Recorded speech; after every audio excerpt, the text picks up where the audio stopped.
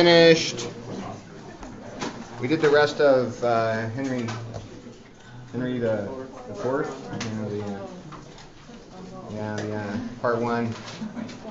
What on with the Hotspurs and the. Good to see you guys again today. I remembered my glasses. Oh. Who all's sick? Yeah, probably after Are you sick? Not yet, but both of the kids are, so it's only a matter of time. Yeah. Fevers right now. And general whininess.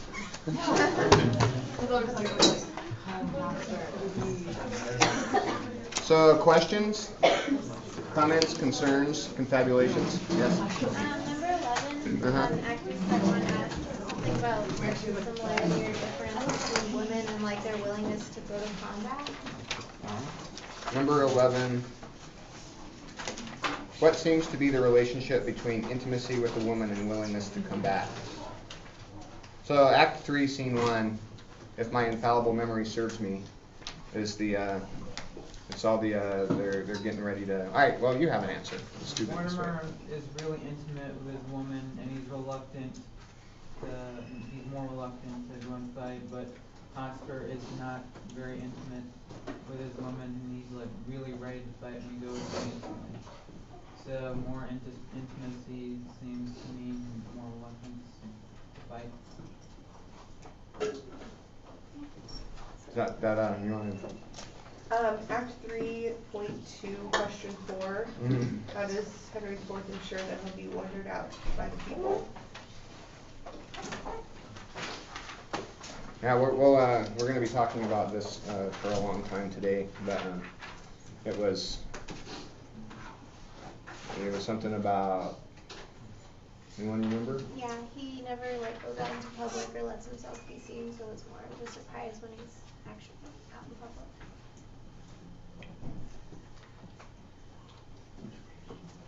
Well, it was kind of like he was going to hold himself up as this great king, be elevated and be above the reach of the people, and then that was in contradiction to Kyle's approach, which was to be, favored by the people, of the people, for them, and all that. Okay. Satisfactory? I did have a question. Yes, sir. How does Hall mean that a limb is chopped off and not chopped off? Where's that? Act 4, Scene 1.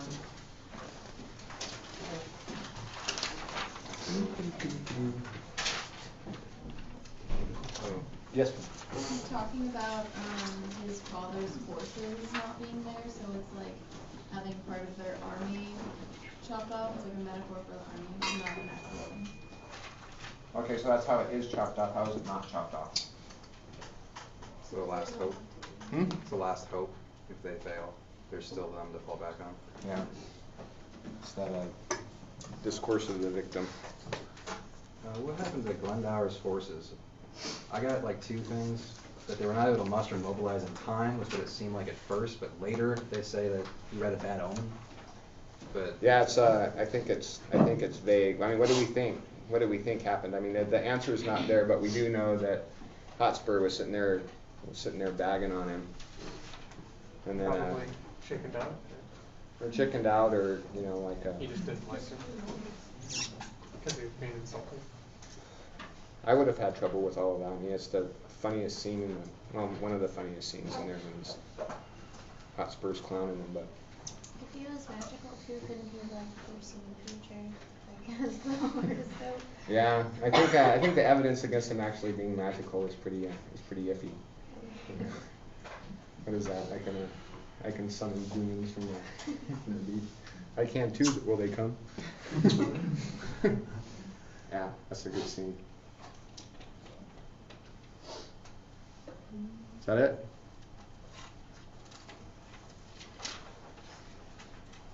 You guys look super enthused today. Yeah. I was confused. Act 4, Scene 4. Mm-hmm. When Paul responds to Henry IV's concerns, I thought it was just his brother who Henry IV was concerned about. Because like he was telling his brother to go to his tent or something like that. I didn't think that Hal was. Act 4, Scene 4? No, Act 5, Scene 4. Okay.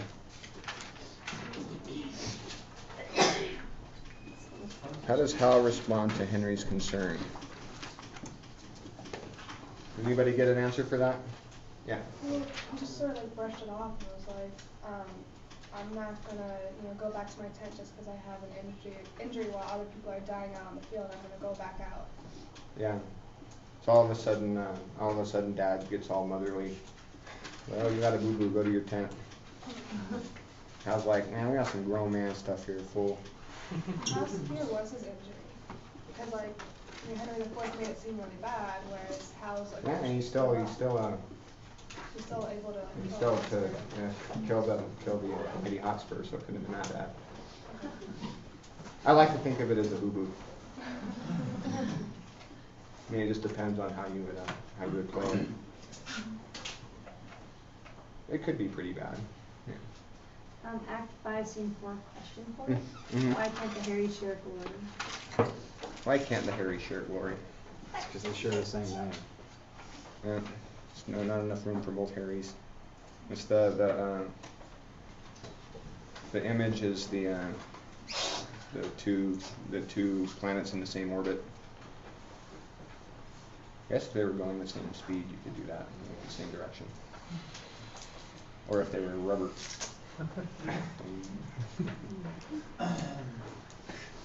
Act 5, Scene 1, question 4, why did Henry IV veto the idea?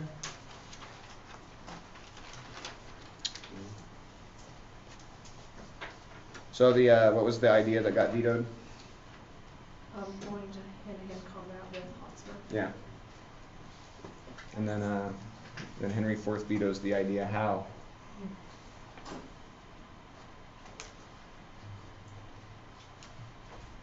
Seemed like he wanted them to come groveling at his feet, just say they're sorry, and then pick them off one by one in his own time.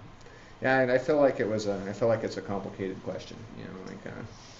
Does he want war? Does he want to protect Hal? Does he is he afraid that Hotspur's just going to wipe the floor with him, and then what? Does he want to lose a war? Does he want to win a war? I don't know. So anything thoughtful on that quiz question, if it is in fact a quiz question? Must have been in a really bad mood. This is a long quiz. Yeah. Act 3, Scene 2, number 7.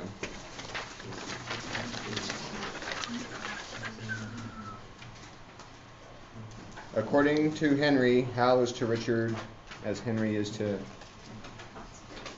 Hotspur. Which is weird. We're going to look at that too. Henry's analogies and his logic just Yeah, I didn't quite follow. yeah, it's beyond me. Man of the king. I think you need to be analogically sound to be a king in this world.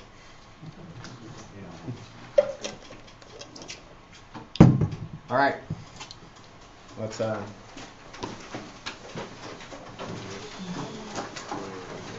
take the quiz.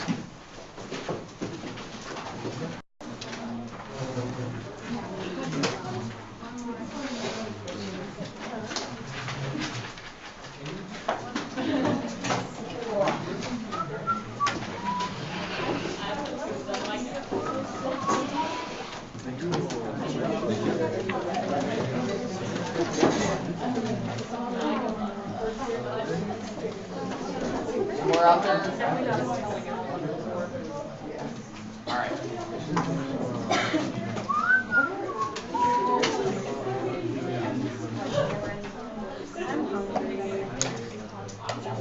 Why, so can I, or so can any man, but will they come when you call to them?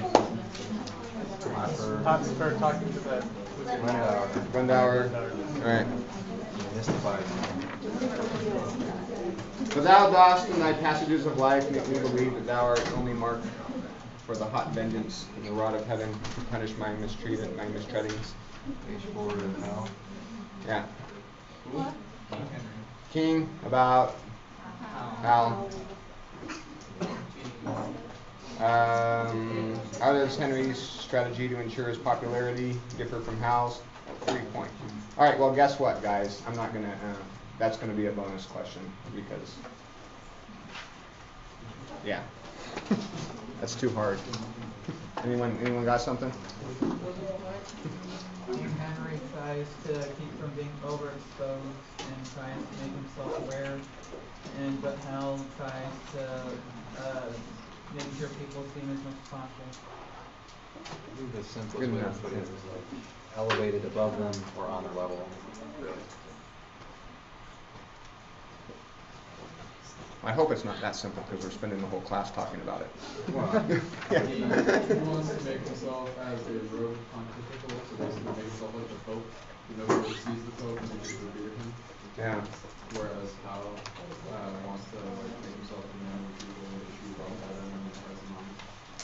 These are all acceptable answers. All right. Well, maybe not. Maybe it won't be bonus. It seems like it's pretty easy. Who's Mars and Swathling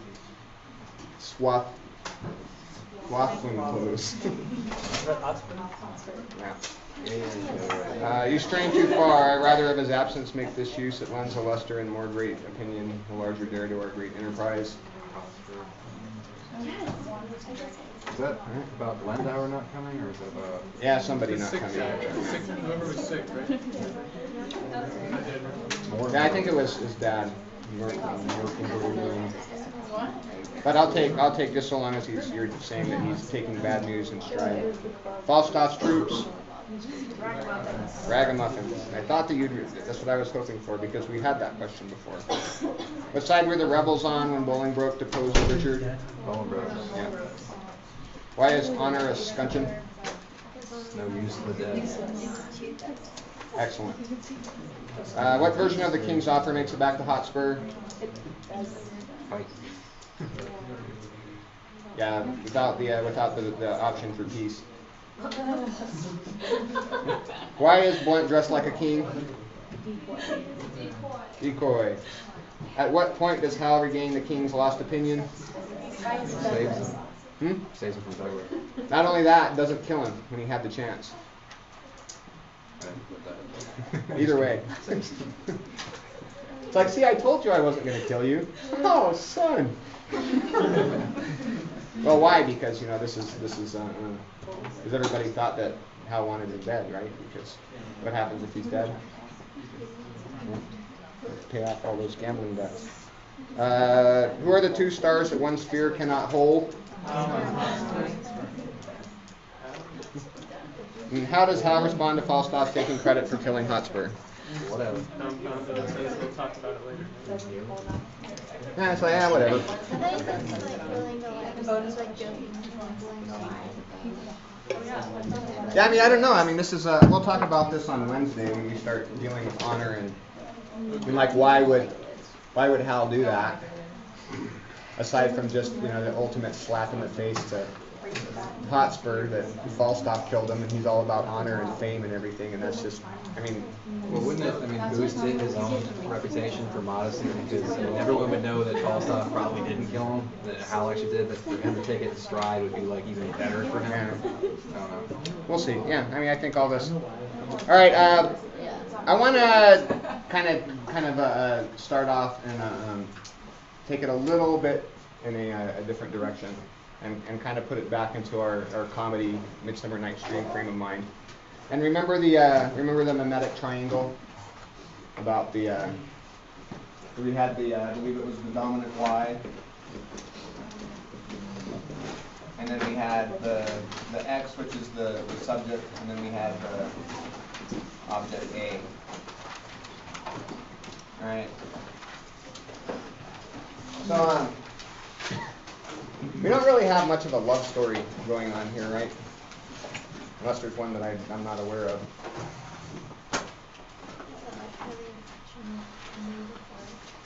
Yeah, so we've got affection. We definitely have rivalries. So what's the object? What's the object of desire here? Yeah, I'll put the kingdom or commonwealth. But at the same time, we also have this sort of subplot of these contaminating women, right? That keep Mortimer off the battlefield, possibly Glendower. So we've got these corrupting women that emasculate you and make it so your army loses, or like really emasculate your corpse. Because remember, it was the Welsh women that we saw at the beginning that were doing the actual castrating of the corpses. So that seems like something. So who would our dominant Y be?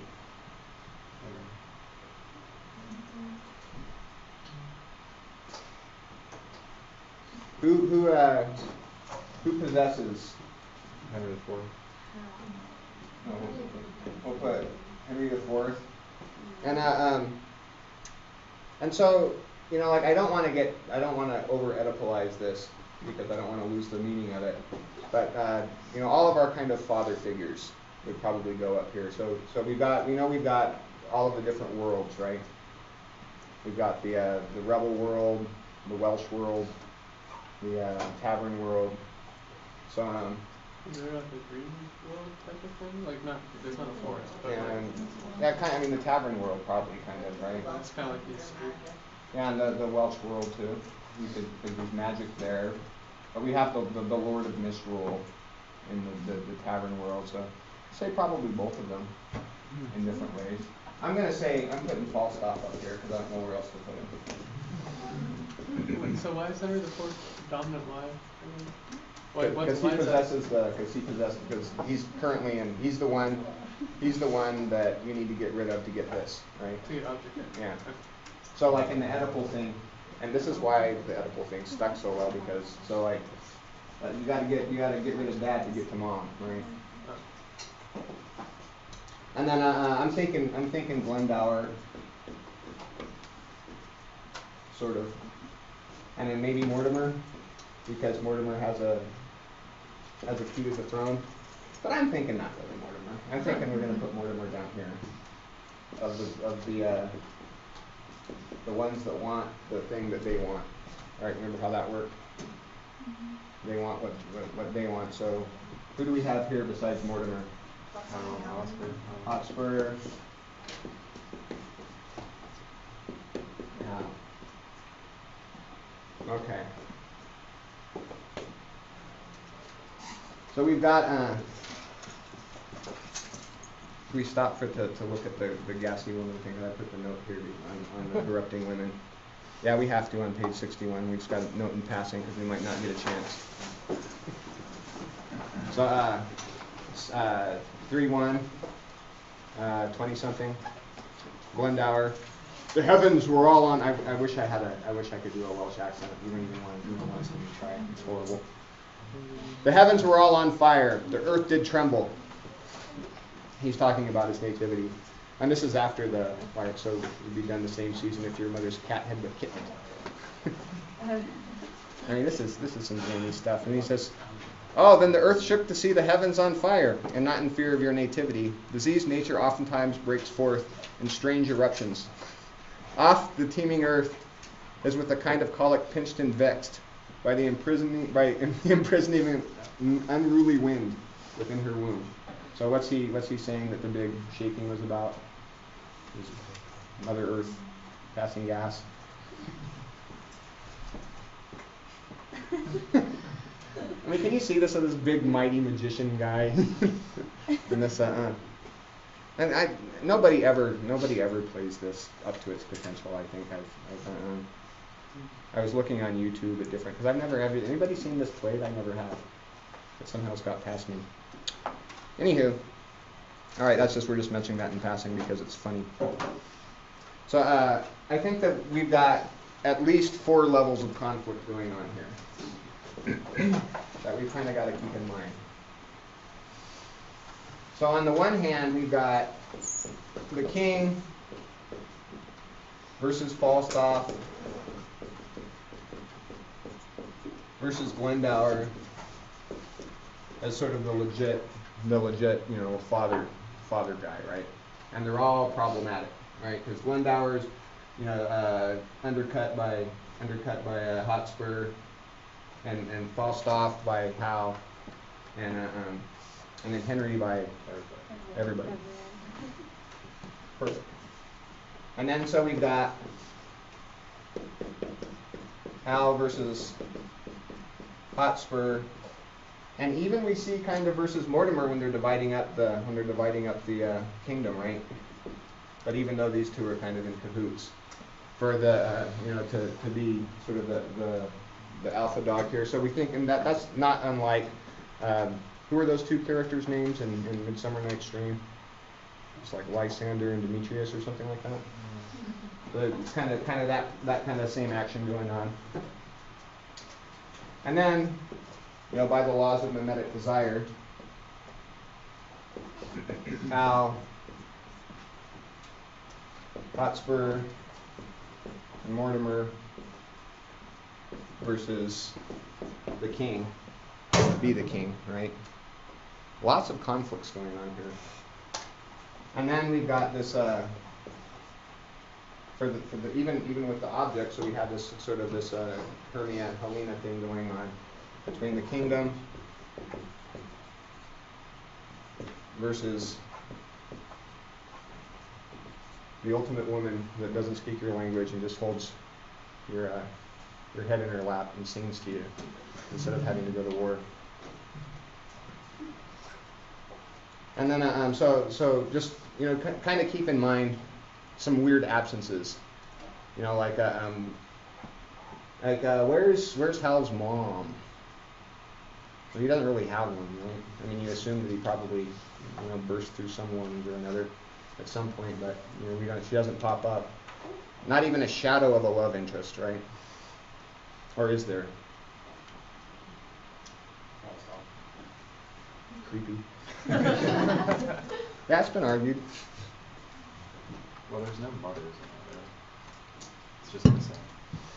Yeah, so it's just sort of a missing mother, but they're pretty uncontaminated. Falstaff has his he's a whoremonger, right? Or a whoreson, as Hal Livingly puts it, and he's into Miss Quickly, who has a larger role in the second part. It turns out that she is Miss Quickly, and she's funny, right? Because she does all of those. She keeps making fun of herself without knowing it and calling herself a whore. And talking about how easy she is when people look at that, and that's funny too. And then and Hotspur's almost uncontaminated by women, but he's got this little wife that I think he probably loves, which may screw him up. And so it does seem like the less woman that you have, the more successful you are on the battlefield. I could be wrong. All right. Now that we have the background, let's look at the king's, quote, logic of seduction on page 71, 3-45.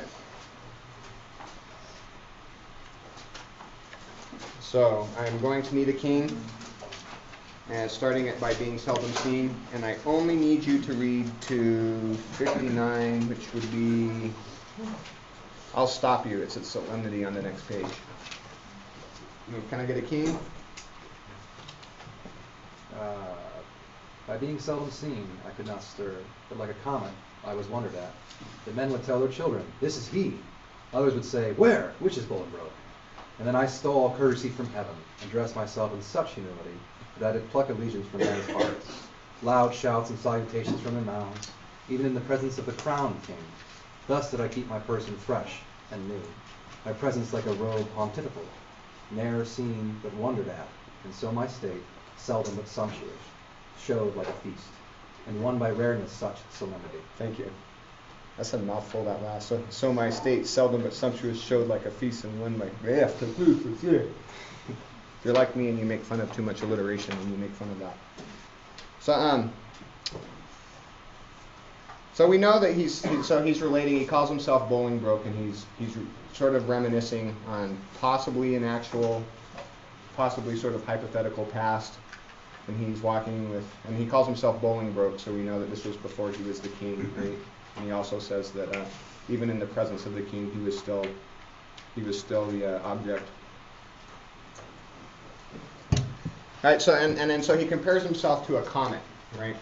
And he sets up the scenario of a so it's sort of paradox. It's like there he is, where? So and then he sets up the example of the dad with the son pointing out the comet, right? So we got the son and the dad, and then the thing, the sort of object, right? So we're getting kind of a screwed up one of these numbers, right? So in this image that he pulls up, he's comparing himself to the comet. So where would he be? Where would Bolingbroke be in this image? Yeah. I'll put BB for Bolingbroke. And then this would be dad that's pointing, and this would be the son. Huh. That seems weird, right? Well, let's go. Maybe I'm messing something up here. So the first part, so we got that, and then we switch. And then I stole all courtesy from heaven and dressed myself in such humility that I did pluck allegiance from men's hearts. So he's working on men's hearts, and then we've got what's the gist of this language? I know that because we looked at this before, right? So what are the kind of the key words in these 4 lines? Is it of honesty? Is there a lot of flower imagery? Anyone? All right, and then I stole, what's the key word? I stole, what's the key word? Stole. And dressed myself in such humility that I did pluck allegiance from men's heart. So this is dissemblance, right? He's faking being what? Feigning no. That would make sense. So he stole all courtesy and dressed myself in such humility. So it's humble. One might say modest, if one were to say such a thing. To appeal to hearts. And then so what's the result that his feigning courtesy and covering himself modestly, what does he get? Loud shouts and salutations from their mouths, even in the presence of the crowned king. Catcalls? They're cheering him. He's getting the attention from the regal king. Does this sound like a competition between dominant wives? Or maybe between 2 chicks? I don't know. I'm just throwing it out there. It could be object A cheering on X to conquer dominant Y. Cheering on X to conquer dominant Y. Because object A is the kingdom / mother. I don't know. It wouldn't really that is kind of, yeah. I see that. Everybody see that? All right. Everybody sees it. Yeah. Weren't royalty considered like the wives of England? So I wouldn't have wanted to be considered the wives of England. Possibly off the top of my head, dolt that I am, I can't think of any poets were considered themselves brides of Jesus. Henry Never said like Elizabeth said something like that, like she was the wife of England. Oh yeah, well yeah, Elizabeth said she was married, she was wed to the state. But she's sort of a different thing. Yeah. Okay, let's get to the rest of this. So let's turn the page. Thus did I keep my person fresh and new, my presence like a robe pontifical, never seen but wondered at. So my state seldom but sumptuous. Sumptuous is a strange word. So my state sumptuous showed like a feast. What does that mean? Seldom but sumptuous? Seldom but sumptuous show. So you don't get to feast very often, but when you do, it's sumptuous. But so he's writing himself in as a sumptuous feast. Now I know I keep bringing up these Petrarchan conventions and but like to show the appearance of your body and put it and cast it in terms of a sumptuous feast. You see how maybe I'm thinking this is a little bit weird? Is anybody like, no, Daniel, this is all you, or does this seem a little bit? Maybe. Well, let's see. Let's keep going. Now, sumptuous is, a big word for describing, like lips and hips and kneecaps and such on the old blazon. Maybe not kneecaps. That would be an interesting thing. So basically, his logic is to act meek and modest, but show a little, but just a little, to arouse interest, so that people will wonder at his sumptuous person. And so this is the father with the son. But this sounds to me, I know. I've got all kinds of issues. Don't get started. But to me, this sounds like the advice that sort of a Machiavellian mother would give her daughter about how to play hard to get men's interest. Sort of husband landing, right? Yes. It even sounds like the way he's saying, like, I showed a little, just enough to get interest. It's like, ankle. It's yeah. show a little collarbone back to the old days. Right. Yeah. Exactly. A little instep. Yeah. All right. So see, I'm not the only one that's crazy. She is too.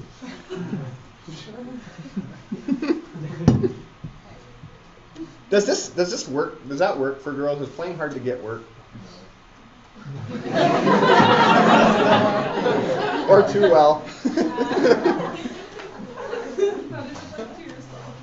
Now, I often cite the controversial David M. Buss study of all of the cultures on their sexual preferences, but he did find that on the whole, and actually in every single culture that he studied, that the perceived ease of sexual access does reduce a woman's perceived marriageability. Not interest, but long-term interest. I mean, that sort of makes sense, right? I mean, there's exceptions to everything, obviously, but like if you know that Susie's well rehearsed. It doesn't mean that she's completely off limits, but maybe like, all right, am I really that great of a guy that I can stop this fall of the dominoes? I don't know. Well, what about the other way around? How would women perceive men? We'll talk about that. I think that that's more apropos of Henry's of Hal's speech. Okay. But we'll get to that. But especially but not exclusively in cultures where virginity is expected at marriage. And depending on your class in this culture, what do you think? What's your guess? Do you think this is a culture that expects virginity at marriage? Nominally, probably depends on who you are. For the royalty. Yeah.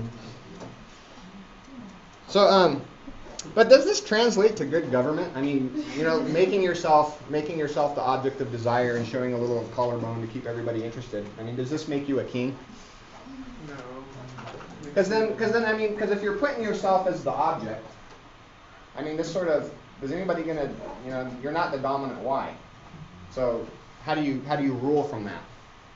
Like, I don't know, like the matriarch mom that plays the, and we'll actually get in this about the victim using victimhood as a weapon, which turns out that my one of my masters, Harry Berger, will be reading, argues that's just what happens, but we won't get into that just now. Object, the person who, they could rule indirectly. They wouldn't be the king, but they could work kind of like behind the scenes. Yeah, but you would kind of need a dominant wife, right? I mean, because if you can't just be behind the scenes. Somebody's got to like enforce laws and stuff, right? Yes. Maybe, I don't know. Well, didn't he pull like a huge bait and switch though? I mean, like initially he was like, I want to be this duke of this place, and all of a sudden he was like, oh, I'm going to be king. Yeah. And then sort of just turned the tables on everything. So he went. Or the tables turned on him, depending on how you. Yeah. But he went from being object to being. Yeah. He did this to become dominant wife. Right. And nobody was expecting it. So. Seems like that's how he enlisted the help of the rebels in the first place. But it is kind of an odd way to put it. Yeah. Well, let's keep going. Let's see. Maybe by actually paying attention to the text, we can get something. I've got to try that every now and again just to keep the people on their toes. So you get this image of the skipping king. Does somebody want to read the skipping king, 60 to 69? Cliff. Alright.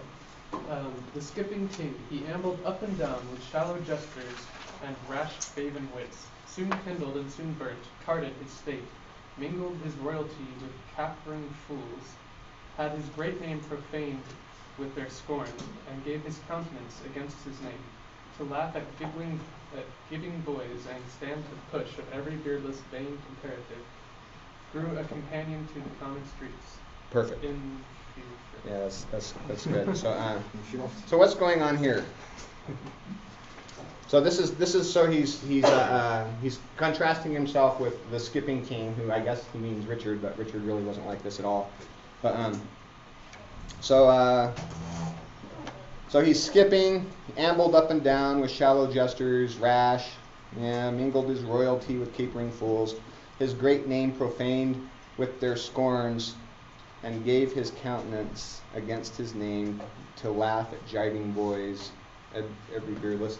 So his behavior, sort of loose behavior, made him the object of gossip and ridicule.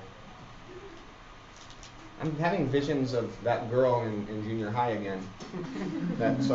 Because what really starts happening, you know that you've made it when like all the guys in the locker room are like, Susie, right? And then especially if they laugh to your face and you're just like, yeah, you know, like, Susie, you're a hoe. A little bit. Daddy issues.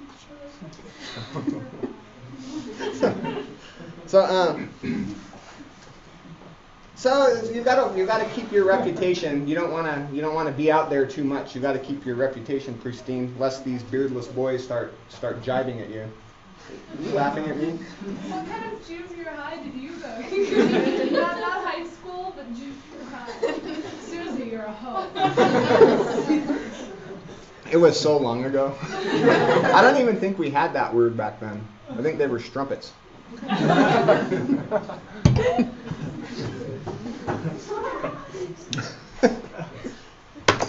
Am I really going to take all class on this? So let's go down to 80. When it shines seldom in admiring eyes, but rather drowsed and hung their eyelids down, slept in his face and read in such aspect, blushing, modesty, as cloudy men use their adversaries, being with his presence glutted, gorged, and full. So this is what happens after presenting the sumptuous feast. If you present the sumptuous feast too often, the metaphor then becomes you just got these big gassy guys like, oh no more. So the king's been feasted upon, swallowed, surfeited. You know, this appears a lot in for example, the sonnets. You know, the post-coital disgust of after somebody's having sex. It's yuck, no more. Glutted, gorged, and full. That's good. So, and then he says right after that, he said, and in that very line, Harry, standest thou. So I think he's basically calling Hal a strumpet. Available, and the worst kind, right? Because we go on and it says, and not an eye, but a weary of thy common sight, save mine. The worst kind of strumpet, the one that sleeps with everyone except for you. So, does anyone know what the Coolidge effect is? It's evolutionary psychology that comes up a lot there. It's so the story is that that President and Mrs. Coolidge were visiting a farm, and the farmer's all excited. He's walking around with Mrs. Coolidge and shows his prized cock that's copulating with a series of hens. He's like, and he does that all day. And then Mrs. Coolidge goes, really? Tell that to my husband. So President Coolidge comes right along and shows him.